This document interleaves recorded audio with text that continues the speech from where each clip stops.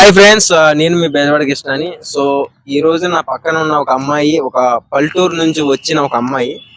ఈ అమ్మాయి అసలు ఎందుకు పల్లెటూరు అన్నాను, ఎందుకు ఈ రోజు నా పక్కన ఉంది ఏంటి అంటే సబ్జెక్ట్ ఏంటంటే, ఈమె చాలా అంటే చాలా కష్టపడింది. ఎంత అంటే నిజంగా ఈ వయసులో కష్టపడలేనంత కష్టపడి ఈ రోజున ఒక హైదరాబాద్ సిటీలోకి వచ్చింది ఒక ఆర్టిస్ట్ అవుదామని. అసలు ఆమె ఏం కష్టాలు పడింది, అసలు ఆమె బాధ ఏంటి ఏంటి అని మొత్తం కూడా మనం తెలుసుకొని ఈ వీడియోలో మీకు చూపించడం అయితే నేను జరుగుతుంది. సో వీడియో అయితే చివరి దాకా చూడండి ఫ్రెండ్స్, మిస్ అవ్వమాకండి. ఎందుకంటే ప్రతి ఒక్క ఆడపిల్ల కూడా ఈ వీడియో చూడండి, మిస్ అవ్వమాకండి. ప్రతి ఒక్కరు తెలుసుకోవాలి. ఓకేనా ఫ్రెండ్స్? హాయ్. హాయ్, నీ పేరు? నా పేరు రమ్య. రమ్య. ఏ ఊరు మీది? మాది సుతారిపల్లి, మెదక్ సైడ్. సుతారిపల్లి మెదక్ సైడ్ గా జరుగుతుంది. ఓకే, అక్కడ నుంచి మళ్ళీ హైదరాబాద్ ఎలా వచ్చావు? ఇక్కడ హైదరాబాద్ నీకు తెలిసిన వాళ్ళు ఉన్నారా? నాకు తెలిసిన వాళ్ళు అయితే ఎవరు లేరు, చుట్టాలు ఉన్నారు అన్నారు కానీ అది ఎక్కడ ఉంటున్నారో కూడా నాకు తెలియదు.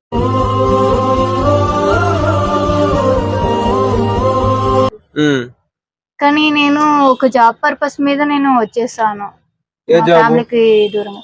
నేను ఇంతకు ముందు డిమార్ట్ లో ఫిలిప్స్ ప్రమోటర్ గా చేశాను. చేసి అలానే కంటిన్యూగా వచ్చేసాను. నీకు అమ్మా నాన్న ఎవరు లేరా?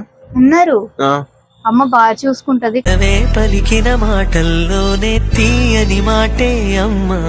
కానీ నాన్నని చిన్నప్పటి నుంచి కోపం అంట ఎక్కువ. సో అంటే నీకు తెలీదా కోపం అని? కోపం అంట తెలీదు, నేను చిన్న పిల్లని కదా అప్పుడు. చిన్న పిల్లప్పుడు అంటే 4th క్లాస్ లో ఉన్నప్పుడు నాకేం తెలుస్తుంది ఆ వయసులో, అందుకే నాకు తెలీదు. కానీ మా టీచర్స్ వాళ్ళందరు చెప్పారు, వద్దు వద్దు వెళ్ళకు, నాన్న దగ్గరికి ఎందుకు వెళ్తావు, మంచోడు కాదు అని చెప్పాడు. చెప్పినా కూడా నేను వినలేదు. వాడకట్టు వాళ్ళు, అమ్మ వాళ్ళు అందరు చెప్పినా కూడా వినకుండా వెళ్ళాను. ఆ తర్వాత ఇక పెరుగుతూ ఉంటే తెలిసింది, ఇది చేయొద్దు, నువ్వు అలా ఉండొద్దు, ఇలా ఉండొద్దు, అది కావాలి, నువ్వు ఇది కావాలి, నువ్వు ఆ స్థాయికి వెళ్ళాలని ఎప్పుడు వెనకాల పడతా ఉంటాడు. నాన్న పడి తెలిసింది.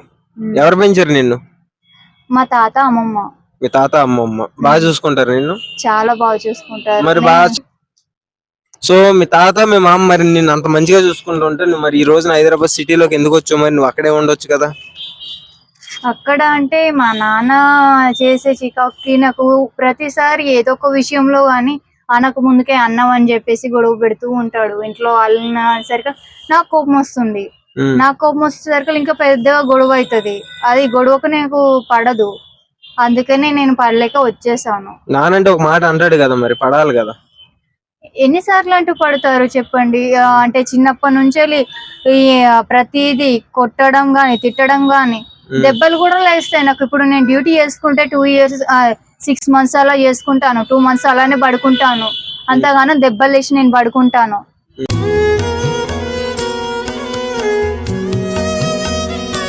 నేను దానివల్ల కొట్టాడు, కానీ ఏం తాగడు. కానీ చిన్నప్పటి నుంచి కోపం అని చెప్పేసి వాళ్ళ అమ్మకి అడిగాను. వాళ్ళ అమ్మకి అడిగితే చిన్నప్పటి నుంచి అలానే కోపం అమ్మ, చిన్నప్పుడు కూడా ఇట్లానే చేసేటోడు అనుకుంటే చెప్పేది. మరి చేసేటోడు అయితే ఇంట్లో ఎందుకు చేసిరు అని చెప్పేసి నేను అన్నాను. ఇక ఆమెనేమో ఏమనలేదు, సైలెంట్ గా ఉంది. మరి ఇక్కడ హైదరాబాద్ వచ్చా, మరి ఇక్కడ అంతా బానే ఉందా నీకు? వచ్చాను, బానే ఉంది. కాకపోతే ఏంటిదంటే చేస్తూ ఉన్న కొద్దిగా ఇప్పుడు ఫర్ సపోజ్ ఏంటిదంటే ICCS లో చేశాను. అది ఇప్పుడు నాకు కొంచెం హెడేక్ దెబ్బ తగిలింది కాబట్టి కొద్దిగా నేను దానివల్ల కాల్స్ సరిగా మాట్లాడలేక అది కూడా మానేశాను. ఇక అప్పుడప్పుడు మామూలుగా ఉన్నప్పుడు కూడా ఏదో తెలియని బాధ గుర్తుకొచ్చి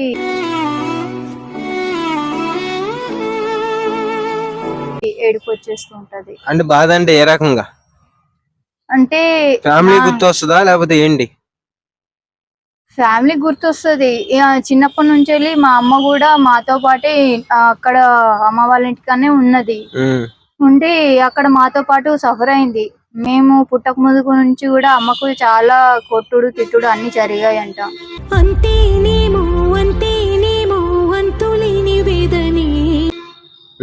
చెప్తుంటే విన్నాను. నన్నైతే మా అమ్మ వాళ్ళ పెద్ద అంటే అక్క తోటి పోలుస్తారు. అయితే ఇప్పుడు మా అక్క వాళ్ళ అంటే అక్క వచ్చేసి ఎటో ఆగమైపోయింది, ఆమె జీవితం అలా అగాధం అయిపోయింది. మళ్ళా నా కూతురు జీవితం కూడా అలానే అయిపోతుందేమో అని మా అమ్మ దిగులు. ఆడపిల్లను కదా అలా తననే మళ్ళా అవ్వనమ్మా, నేను బాగానే ఉంటాను, ధైర్యంగా ఉండు, నువ్వు నా గురించి ఆలోచించకు, నేను బాగానే ఉంటానని చెప్తాను. ఎప్పుడు కూడా ధైర్యం చెప్తాను. ఇప్పుడు కూడా మీ అమ్మతో మాట్లాడతావా ఫోన్ చేస్తే? మాట్లాడతాను, ఎప్పుడు కానీ మాట్లాడతాను. కానీ మాట్లాడినప్పటల్లా ఏమంటదంటే ఇంటికి వచ్చేసాయి అది ఇది అని చెప్పేసానంటే, నేనేమో మా నాన్న పోరు తట్టుకోలేక నేను ఇంటికి వెళ్ళట్లేదు, నాకు వెళ్ళడం కూడా ఇష్టం లేదు, అందుకనే దూరంగా ఉంటున్నాను. మాకు తెలిసింది ఒక విషయం అడగొచ్చా? చెప్పు. అంటే మీ తాతగారి దగ్గర నువ్వు పెరిగావు, బాగా చూసుకున్నాడంట, రీసెంట్ గా ఆయన ఎక్స్పైర్ అయ్యారంట. అవును. ఆ?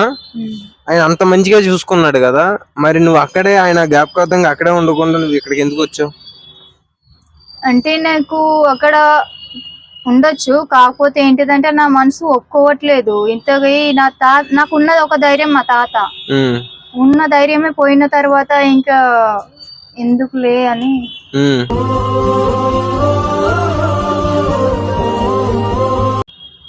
నాకు మనసు బాధ అనిపించింది. మా తాత చనిపోయిన రోజు కూడా వెళ్ళిన తర్వాత తెల్లారి నాకు ఎక్కడ ఇంకా నేను ఏడుస్తే గుండె పలిగిపోతే నన్ను హాస్పిటల్ పాలైతే నన్ను ఎవరు చూసుకుంటారో అని అక్కడ ఉండలేక వచ్చేసాను.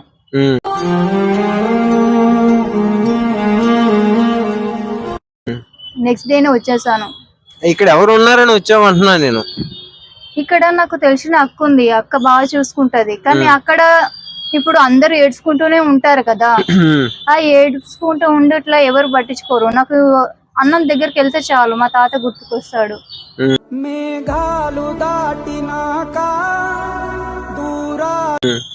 తినలేను, చేయలేను, ఎప్పుడు ఏడుస్తూనే ఉంటాను.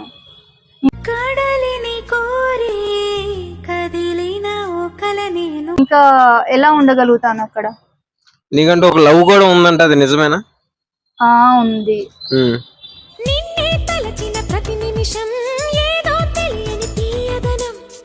మరి ఏంటి అసలు లవ్ ఏంటి అసలు?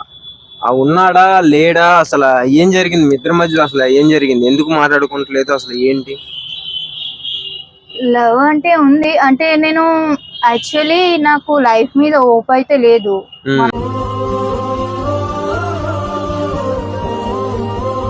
నాన్న చేస్తుట్ల నా లైఫ్ మీద ఓప్ అనేది పోయింది. నాకు ఒక గోల్ పెట్టుకున్నాను, ఒక యాక్టర్ అవ్వాలి. యాక్టర్ అయిన తర్వాత ఒక మంచి ఓన్ హౌస్ తీసుకొని ఇక నాకు ఎంతో కొంత నా దాంట్లో ఉన్నంత వరకు నేను సంపాదించుకున్న దాంట్లో కొంత పెట్టాలి అని, ఎవరికొకరికి దానం చేయాలని అనుకున్నాను. నా లైఫ్ మీదనైతే అప్పుడు ఒప్పలేదు.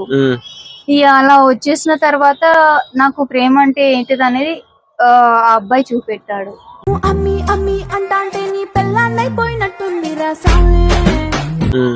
ఆ అబ్బాయి ఎవరు ఏంటి అసలు? నీకు పరిచయం ఎలా అయ్యాడు? అంటే ఆర్టిస్టా తను కూడా? ఎవరింట్లో ఉన్నాడు? ఆ అక్క ఎవరు? నిన్ను ఎందుకు షేర్ చేసింది ఇక్కడికి హైదరాబాద్? అంటే అక్క వచ్చేసి వాళ్ళ అంటే ఇప్పుడు అబ్బాయి చెప్పాను కదా, ఆ అబ్బాయి వాళ్ళ అక్కని, పెద్దమ్మ కూతురు. నేను అలానే అతను నాకు రూమ్ లేకుండే అప్పుడు. ఈ రూమ్ అంటూ ఒకదాన్ని కట్టుకోవడం అంటే చాలా ఇబ్బంది అవుతుంది అలా అని చెప్పేసి షేరింగ్ ఉందామని చెప్పేసి అలా చూస్తున్న టైంలో ఇలా వెళ్ళాము. అంటే రూమ్ కోసం అతను ప్రేమించావా? లేదు లేదు, రూమ్ షేరింగ్ కోసం అంటున్నావు. రూమ్ షేరింగ్ కోసం అని కాదు, నేను అంటే నాకు అప్పుడు అట్లా ఉండేది, సిచ్యువేషన్ అలా ఉంది. సిచ్యువేషన్ అలా అయిపోయిన తర్వాత ఏంటిదంటే నార్మల్ గాను అప్పుడు ఫ్రెండ్లీగానే ఉన్నాము. ఆ తర్వాత కేరింగ్, నేను ఇప్పుడు ఎక్కువ తినను కదా, ఆ కేరింగ్, నేను బాధలో ఉన్నా కూడా ఎప్పుడు కూడా బాగా చూసుకునేటోడు అలా. ఇక ఫస్ట్ ఆఫ్ ఆల్ అయితే నాకు అంతలా అనిపించలేదు, ఆ తర్వాత కొద్దిగా అనిపించింది. ఎవరు ప్రపోజ్ చేశారు ఫస్ట్ అంటే ఇద్దరం ఒకటేసారి అనుకున్నాము. అనుకోవటం కాదు, అంటే ఫస్ట్ నువ్వు ప్రపోజ్ చేసావా అతను ప్రపోజ్ చేశాడా? అంటే నేను ప్రపోజ్ చేశాను. మరి అది చెప్పు.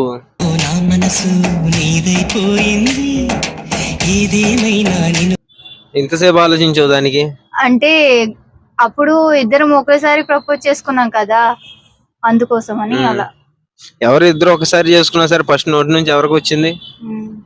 ఫస్ట్ నేనే చెప్పాను. మరి అది చెప్పాలి. బాగా చూసుకుంటున్నారు మరి నిన్ను? చాలా బాగా చూసుకుంటారు.